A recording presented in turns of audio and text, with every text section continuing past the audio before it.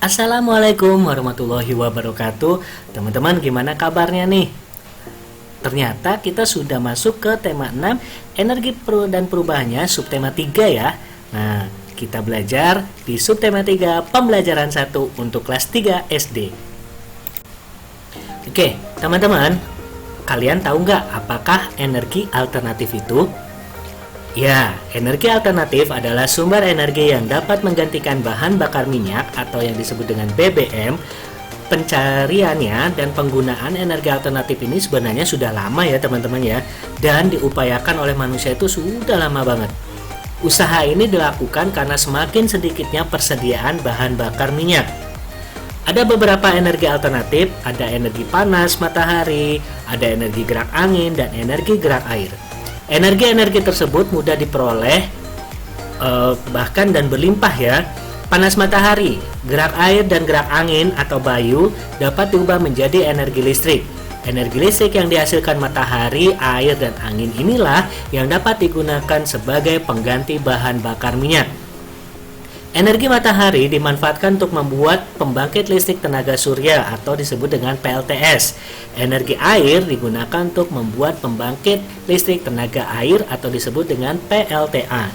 Energi angin dimanfaatkan untuk membuat pembangkit listrik tenaga angin atau bayu atau yang disebut dengan PLTB. Masih ingat kan PLTB? Oke, pembangkit listrik tenaga angin merupakan sumber energi yang sangat ramah lingkungan. Nah, dengan energi alternatif dapat menghemat penggunaan bahan bakar minyak, manusia tidak perlu lagi bergantung pada bahan bakar minyak. Nah, di sini teman-teman ada beberapa pertanyaan. Yang pertama, apa yang dimaksud dengan energi alternatif? Ya, energi alternatif adalah sumber energi yang dapat menggantikan bahan bakar minyak atau BBM. Yang kedua, mengapa perlu energi alternatif? Jawabannya yaitu energi alternatif diperlakukan atau diperuntukkan karena semakin sedikitnya persediaan bahan bakar minyak yang ada di bumi ini.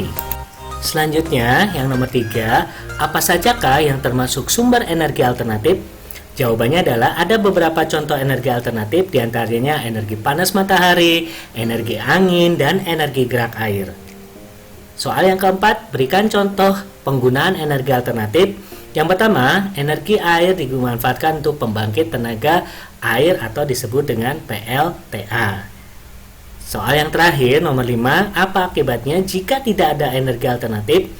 Jawabannya yaitu jika tidak ada energi alternatif, maka sumber atau utama akan habis. Misalnya bensin, solar, minyak bumi itu akan cepat habis jika tidak ada energi alternatif di bumi ini. Angin merupakan contoh energi alternatif. Angin ada di mana-mana ya teman-teman ya, kita bisa merasakan angin itu setiap saat. Ada banyak contoh kegiatan pemanfaatan angin. Angin dapat menggerakkan layang-layang. Nah, siapa di sini yang teman-teman suka bermain layang-layang? Pasti layang-layang teman-teman itu digerakkan karena adanya angin. Pernahkah kalian bermain layang-layang? Nah, ayo siapa yang suka bermain layang-layang? Sudah dicoba teman-teman berkreasi membuat layang-layang. Kalian dapat bergerak lebih leluasa, tempat yang lapang biasanya banyak angin. Semakin banyak angin, semakin cepat terbang dan gerak layang-layangnya. Perhatikan jenis layang-layang berikut. Coba teman-teman perhatikan ya layang-layang yang ada di gambar. Dari ketiga layang-layang ini semuanya merupakan mempunyai ciri khas tersendiri ya. Ada yang berbentuk seperti burung, ada yang memang seperti biasanya layang-layang yaitu berbentuk belah ketupat atau motif-motif yang lainnya. Nah teman-teman, layang-layang digambar dan diberi hiasan agar menarik. Garis digunakan untuk menghias layang-layang. Di sini bisa kita lihat ya, ada garis-garis. Bidang juga digunakan untuk hiasan tersebut. Layang-layang tersebut memiliki warna yang berbeda. Warna, garis, dan bidang menjadi motif dalam gambar layang-layang. Nah, coba teman-teman bisa membuat atau menghias layang-layang seperti yang ada di dalam buku kalian masing-masing. Nah, ini seperti gambar yang ada di buku teman-teman semuanya. Nah, di sini saya sudah membuatkan di mana ada perpaduan warna, perpaduan garis sehingga menghasilkan suatu bentuk hasil layangan yang sangat bagus karena terdiri dari beberapa warna dan beberapa bentuk untuk memperindah tampilan layang-layang tersebut. Teman-teman bisa juga berkreasi dengan warna yang teman-teman suka, sehingga nanti bisa menghasilkan layang-layang yang sangat indah. Teman-teman tahu tidak, bermain layang-layang juga membutuhkan energi loh. Semakin lama bermain, semakin banyak energi yang dibutuhkan. Coba perhatikan waktu untuk menentukan waktu berikut. Yang pertama, Udin bermain layang-layang dari pukul 15.30 sampai pukul 16.30. Lama waktu dapat digambarkan sebagai berikut. Nah, ini misalkan Udin tadi mulai bermainnya 15.30 atau jam setengah 4 sore ya. Lalu Udin selesainya jam 16.30 atau jam setengah 5. Berarti dari 15.30 ke 16.30 itu dikurangi ya. Jadi hasilnya yaitu Udin bermain layang-layang adalah 60 menit. Soal yang nomor 2, Beni bermain layang-layang dari pukul 15.30 sampai dengan pukul 16.45. Nah, teman-teman juga sama ya caranya, yaitu misalkan 16.45 dikurangi 15.30. Hasilnya yaitu 1.15 atau 1 jam 15 menit. Nah, 1 jam 15 menit ini bisa kita rubah juga menjadi 1 jam itu kan 60 menit ya. 60 ditambah 15 berarti 75 menit. Di soal yang nomor 3, Edo bermain layang-layang dari pukul 15.30 sampai dengan pukul 16. Nah, di sini lama Edo bermain layang-layang adalah, teman-teman perhatikan, Edo tadi mulainya jam 15.30, selesainya jam 16.00. Ini juga bisa memakai cara misalkan 16.00 dikurangi 15.30 ya. Jadi nanti hasilnya sama saja.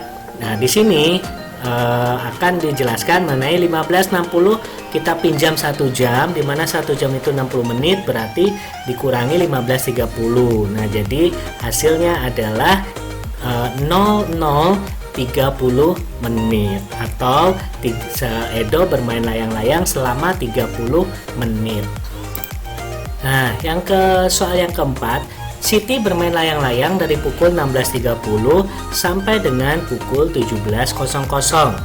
Nah, kita lihat ya, tadi Siti itu mulainya 16.30 selesai jam 17.00 atau dimulai dari setengah 5 sampai dengan jam 5. Kita tahu bisa juga teman-teman misalkan 16.30 dikurangi 17 atau 17 di 00 dikurangi 16.30, atau juga bisa 16.60 ya, karena 1 jam kita kurangi jadi 1 jam pinjam 1 jam itu 60 menit. Nah, nantinya hasilnya menjadi 15 atau 16.60. Nah, 16.60 ini dikurangi 16.30. Jadi hasilnya yaitu Siti bermain selama 30 menit.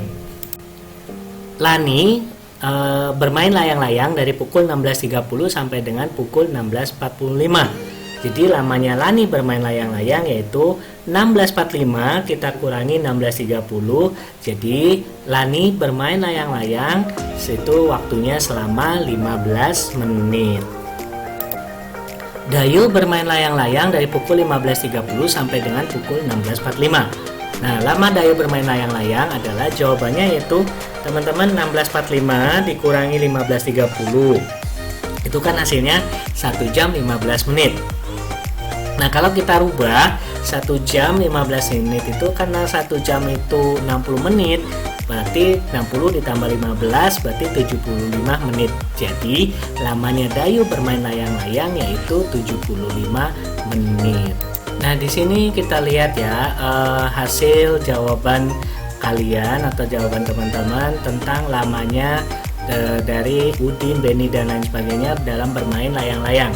Kita lihat Udin tadi bermain layang-layang lamanya 60 menit, Beni selama 75 menit, Edo selama 30 menit, Siti 35 menit, dan Lani itu 15 menit, sedangkan Dayu 75 menit. Nah, siapakah yang bermain layang-layang paling lama? Ya, jawabannya yaitu Beni dan Dayu. Siapakah yang bermain layang-layang paling singkat? Betul, jawabannya yaitu Lani, di mana Lani hanya bermain layang-layang selama 15 menit. Urutkan nama berdasarkan nama bermain layang-layang. Kita mulai dari yang paling lama ya teman-teman ya. Yang paling lama yaitu Beni. Lalu yang kedua Dayu, yang ketiga Udin, yang keempat Edo, yang kelima Siti, dan yang terakhir adalah Lani. Oke teman-teman, itu adalah penjelasan dari tema 6 energi dan perubahannya, subtema 3 pembelajaran 1 untuk kelas 3 SD. Kita ketemu lagi di tema-tema berikutnya, di tema-tema yang untuk kita belajar setiap harinya. Sampai ketemu. Wassalamualaikum warahmatullahi wabarakatuh.